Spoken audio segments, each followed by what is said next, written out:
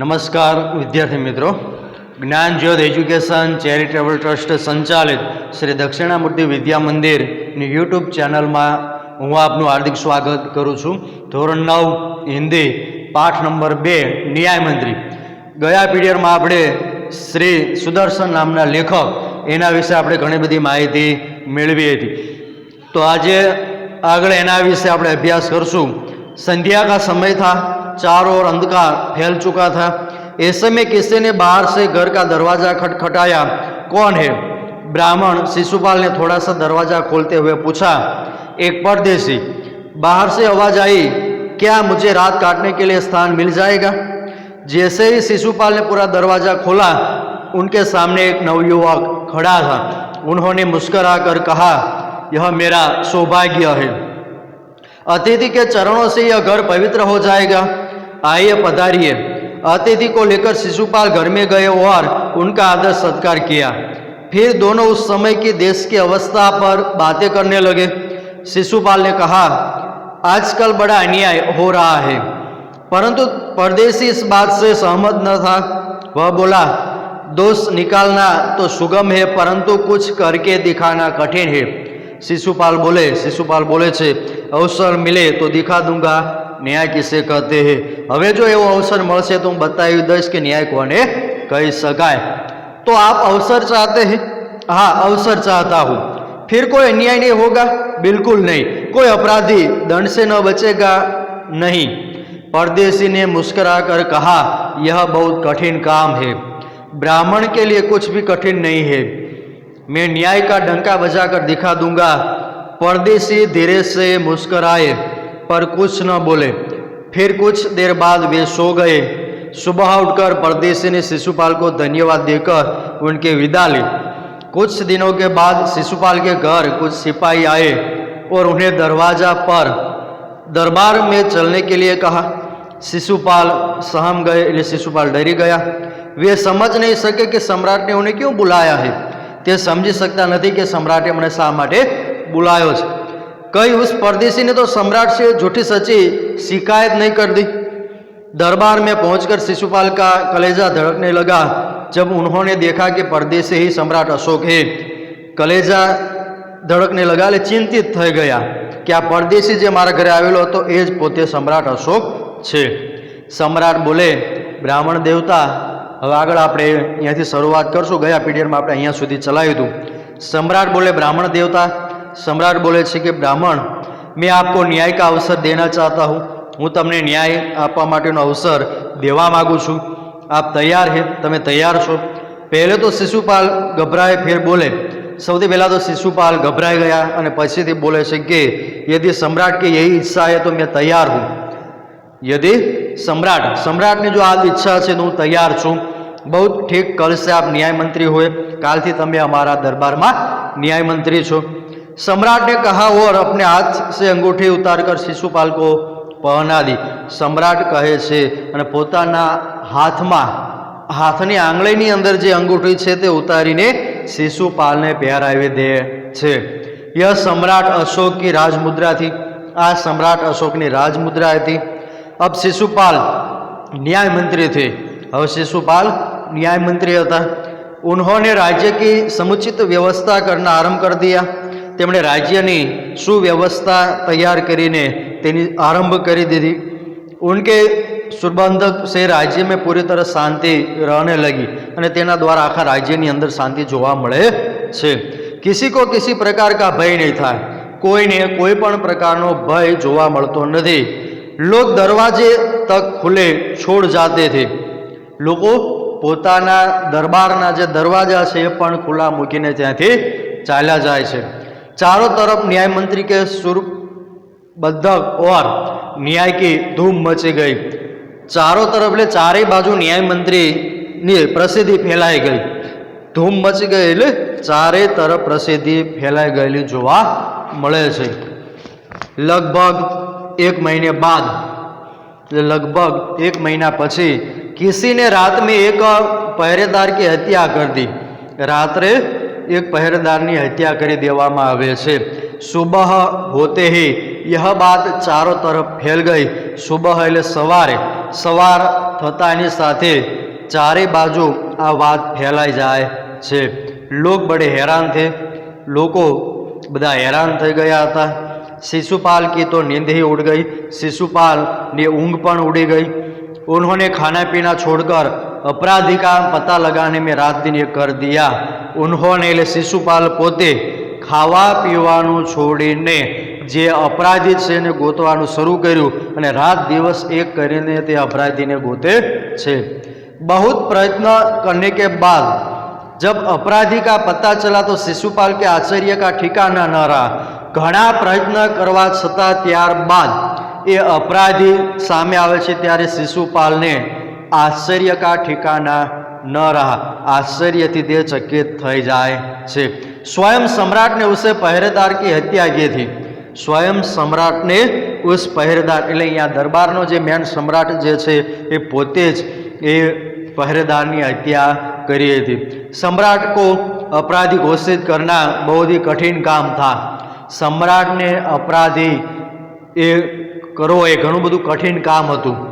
शिशुपाल करे भी तो क्या करे, शिशुपाल हवे करशे तो शुं करशे। एक ओर वे न्याय मंत्री थे और दूसरी ओर सम्राट के सेवक। एक तरफ न्याय मंत्री हता, तेना दरबारनी अंदर तेने न्याय मंत्री बनाववामां आवे छे अने तेना ज सेवक जे छे एना द्वारा हत्या करवामां आवे छे। એટલે શિશુપાલને કંઈ હુતું નથી કે ન્યાય મંત્રી છે અને બીજી બાજુ તે सम्राटना सेवक પણ છે। परंतु न्याय की दृष्टि में सम्राट और साधारण व्यक्ति में कोई अंतर नहीं होता। न्याय आपवा माटे सम्राट अशोक पोते ए साधारण व्यक्ति हतो नहीं, એટલે એને પોતાનો ન્યાય જે આપવાનો છે તે પોતે न्याय આપી દે છે। अगले दिन शिशुपाल दरबार में पहुंचे। अगले दिन આગળના દિવસે शिशुपाल ए दरबार में जाए छे। सम्राट अशोक सिंहासन पर बैठे हुए थे। सम्राट अशोक पोताना सिंहासन राजाना सिंहासन पर बैठेला हता। आते ही उन्होंने शिशुपाल से पूछा। ત્યાં આવીને તરત જ शिशुपाल ने पूछे छे कि अपराधी का पता चला, अपराधी कौन से ये मालूम पड़े छे। न्याय मंत्री ने साहसपूर्वक कहा, जी हाँ चल गया। न्याय मंत्री साहसपूर्वक कहे छे कि जी हाँ हाजी चल गया, ये चाली गया। तो फिर उसे उपस्थित करो। तो तमे दरबारनी अंदर तेने लाओ, तेने उपस्थित करो। न्याय मंत्री कुछ रुके, न्याय मंत्री ત્યાં ઊભા રહી જાય છે। फिर अपने उच्च अधिकारी को संकेत करते हुए बोले, धनवीर। एनाथी उच्च अधिकारी ने संकेत आपता कहे छे कि धनवीर इन्हें गिरफ्तार कर लो, तेने गिरफ्तार तेने पकड़े लो। मैं आज्ञा देता हूँ, हूँ आज्ञा आपू छूं कि आने तमे पकड़ी लो।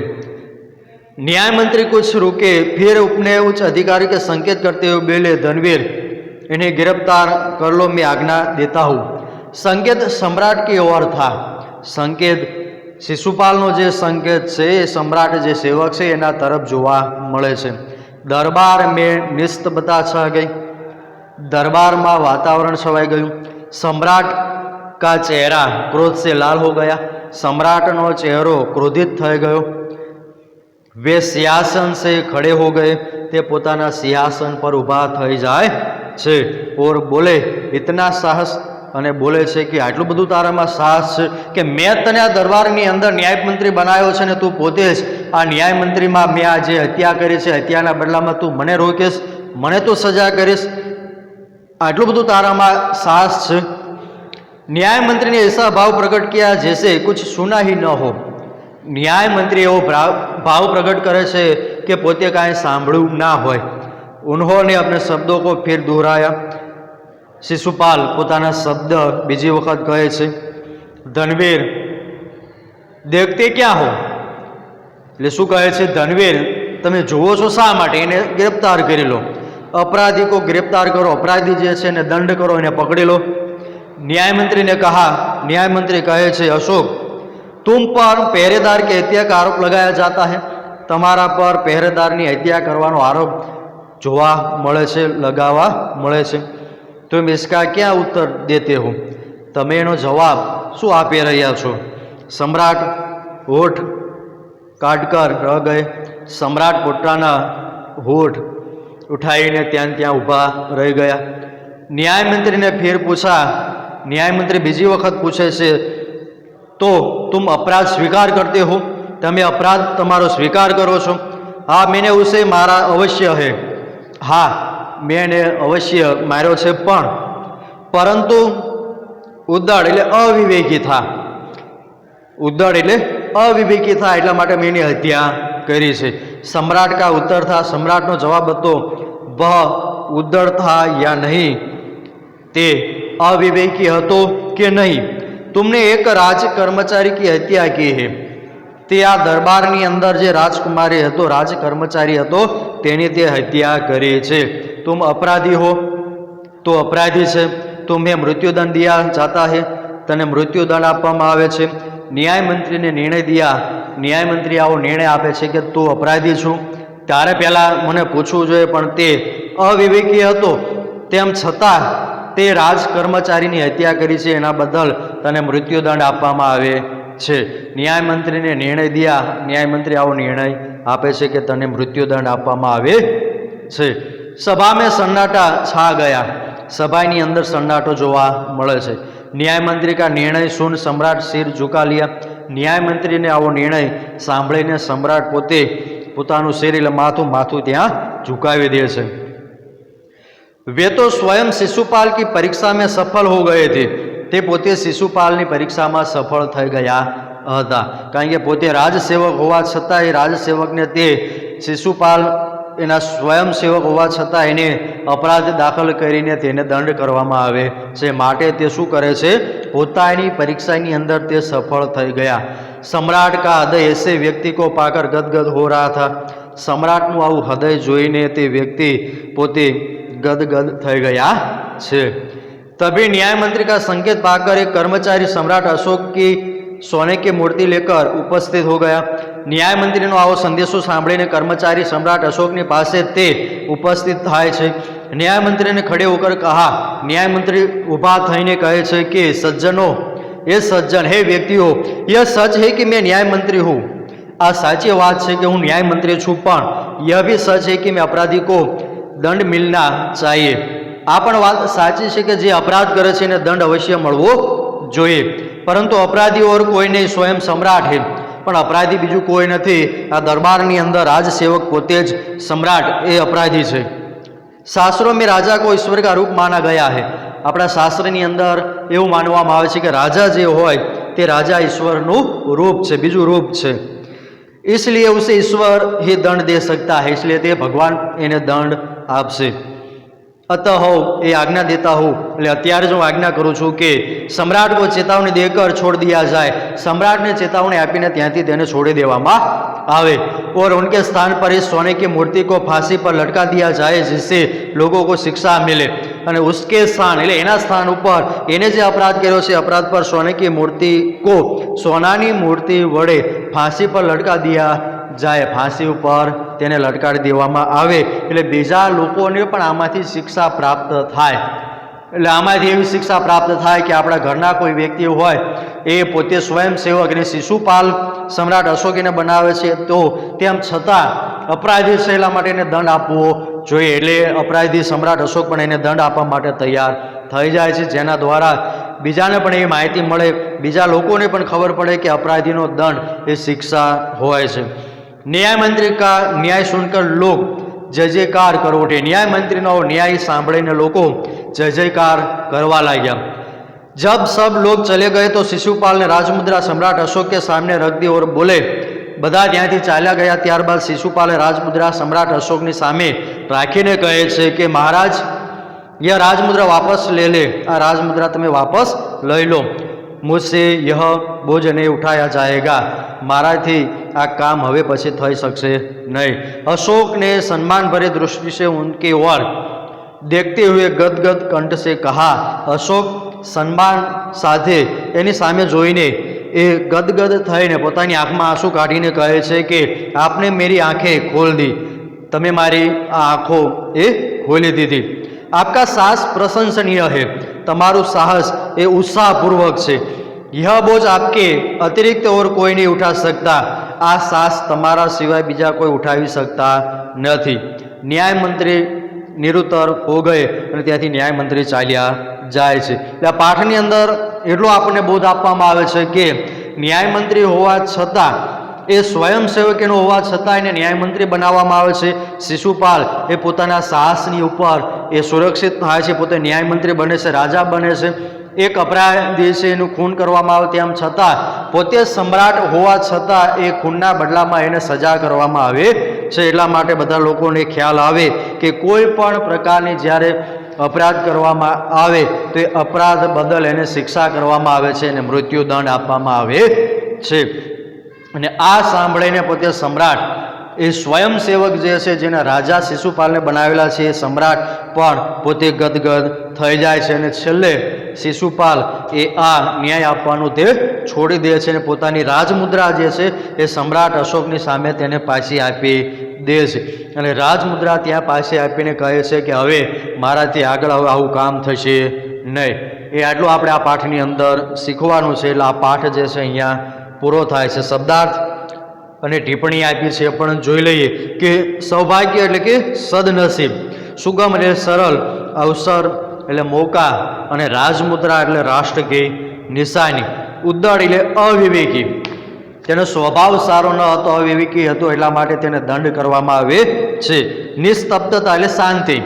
પછી ત્યારબાદ મહાવરા આપ્યા છે. ઘણી વખત પરીક્ષાની અંદર મહાવરા આવા પેપરમાં પૂછાતા હોય છે. સહમજાના, सहम जाना એટલે आश्चर्यचकित हो जाना, आश्चर्यचकित हो जाना.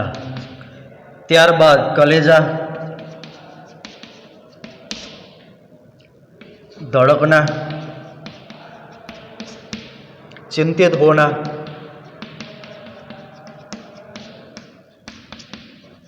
चिंतित होना, धूम मच जाना, धूम मचा जाना એટલે કે પ્રસિદ્ધ હો જાના.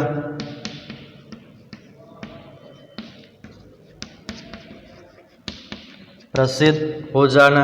रात दिन एक करना, रात दिन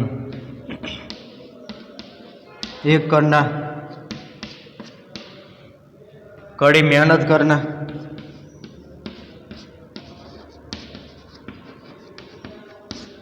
कड़ी मेहनत करना. ત્યારબાદ છે હોઠ કાટના,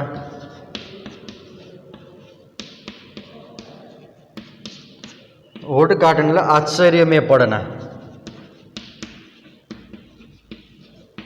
आश्चर्य में पड़ना. सिर झुकाना,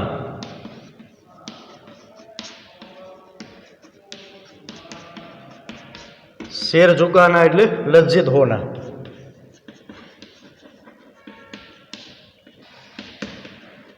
लज्जित होना. गदगद हो जाना, गदगद हो जाना એટલે भाव विभोर हो जाना, भाव विभोर हो जाना. અને આંખે ખોલ દેના એટલે સહી પરિસ્થિતિ સમજના. એટલે પરીક્ષાની અંદર આમાંથી એકાદ બે મહાવરા પૂછાય તો આપણે યાદ રાખવાના છે. તો ગૃહ કાર્યની અંદર આપણે સ્વાધ્યાયના જે પ્રશ્ન આપ્યા છે, નિમ્નલિખિત પ્રશ્ન કે ઉત્તર એક એક વાક્ય મેં લીખીએ. તો એ 8 પ્રશ્ન જે આપ્યા છે આપણે 8 પ્રશ્ન લખીને તૈયાર કરી દેવાના છે. એટલે આ પાઠ બીજો આપણને જે આપ્યો છે ન્યાયમંત્રી, એ પાઠ આપણે અહીંયા પૂરો થાય છે. ગૃહ કાર્યની અંદર આપણે ટૂંકા પ્રશ્ન એક એક વાક્યના જે 8 પ્રશ્ન આપ્યા છે લખીને તૈયાર કરી દેવાના છે. આવતા પીડીએફની અંદર આપણે જોઈશું પાઠ 3 ક્યાં નિરાશ હોવા જાય. હરિપ્રસાદ ત્રિવેદી નામના લેખક એ પાઠ આગળનો આપ્યો છે. આવતા પીડીએફમાં આપણે હવે ચલાવશું. અસ્તુ. જય હિન્દ.